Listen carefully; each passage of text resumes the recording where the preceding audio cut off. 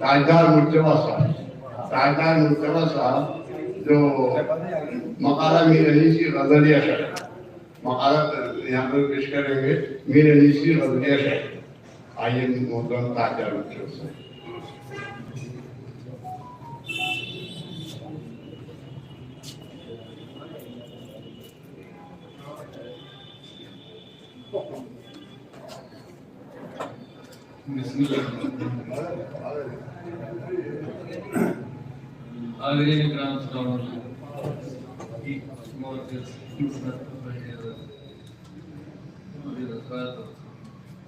मीर अनीस की गजल गोई में तवज्जुह, मीर अनीस के कलाम में तवज्जुह।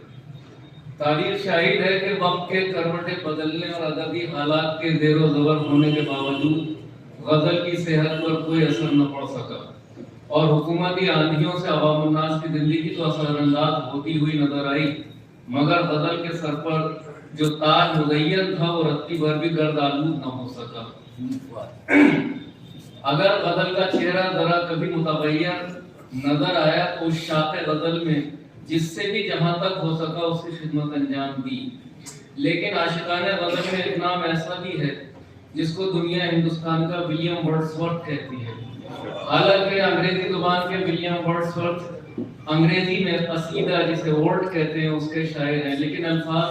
दोनों के यहाँ दस्तबस्ता खिदमत के लिए आमादा रहते हैं। मीर अनीस का नाम लबों की जीनत बनते ही कुछ लोगों के जहन की वादियों में मर्सिया लफ्ज गूंजने लगता है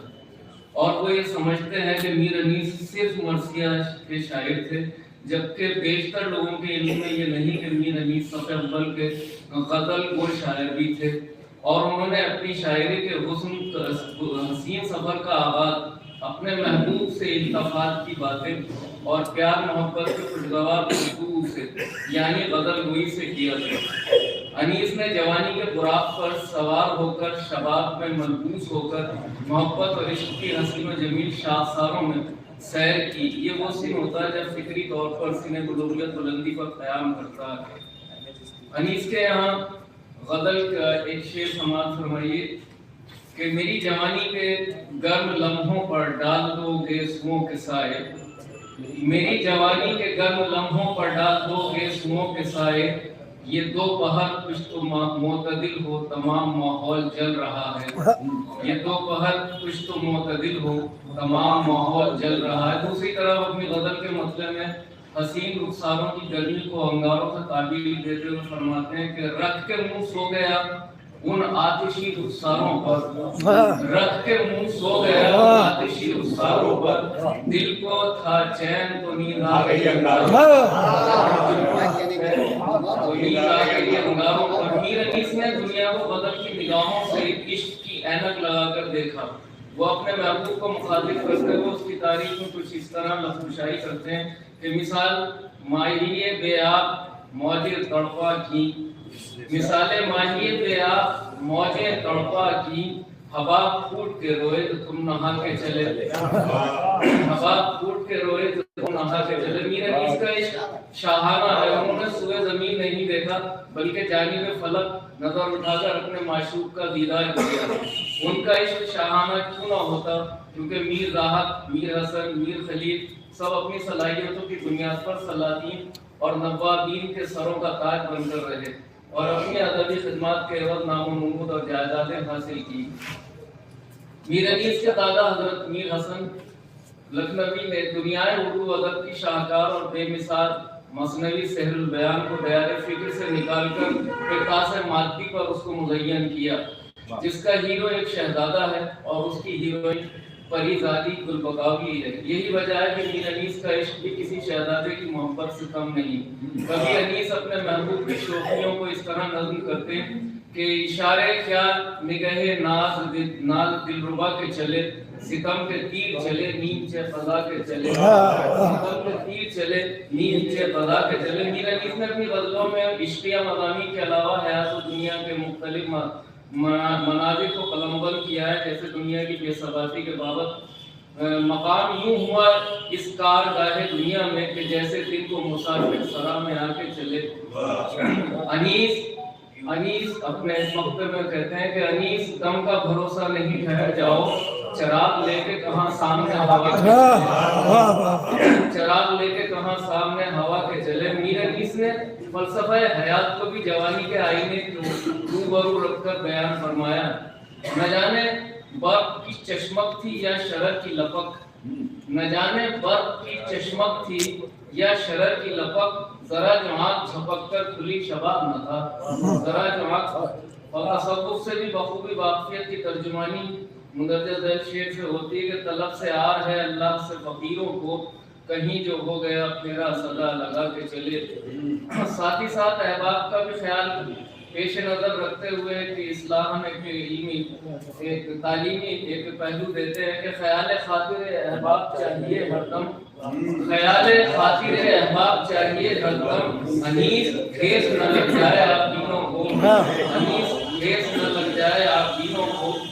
اور خاکساری اور انکساری جو انسان کی خاص پہچان ہے اس کا درس اس طرح دیتے ہیں کہ خاکساری نے دکھائیں رفتوں پر رفتیں، خاکساری نے دکھائیں رفتوں پر رفتیں، اس زمین سے واہ کیا کیا آسماں پیدا ہوئے۔ علم الوہیت کی اہمیت کی طرف اس طرح اشارہ کرتے ہیں کہ علم خالق کا خزانہ ہے میاں کاف و نون، علم خالق کا خزانہ ہے میاں کاف و نون، ایک کن کہنے سے یہ کون و مکان پیدا ہوئے،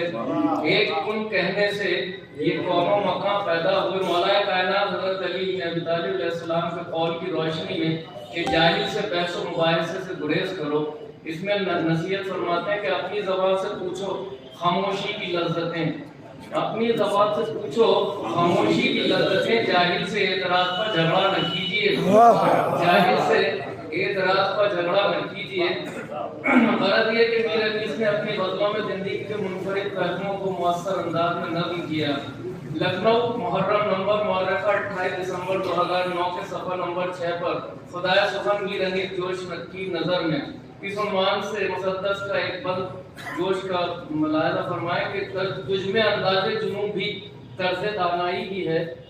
تجھ میں انداز جنوبی طرز دانائی بھی ہے، لکھنؤ کا ناد بھی دلی کی بردائی بھی ہے، آتش موسیٰ بھی ہے، آب مسیحائی بھی ہے، ایس کی بھی کروٹیں لیلا کی انگڑائی بھی ہے، ایس کی بھی کروٹیں لیلا کی انگڑائی بھی ہے، اور تجھ میں ذوق گریہ بھی شوق غزل خانی بھی ہے، تجھ میں ذوق گریہ بھی شوق غزل خانی بھی ہے، آگ بھی ہے تیرے احساسات میں اور پانی بھی ہے، آگ بھی ہے تیرے احساسات میں پانی بھی ہے۔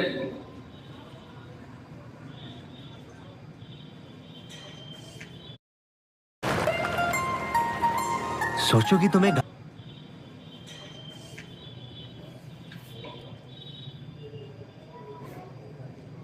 حضرت امام صلی اللہ علیہ وسلم سے عقیدت میں اعتراف ہے کہ یزیدیوں سے سوال آپ صرف حجت تھی،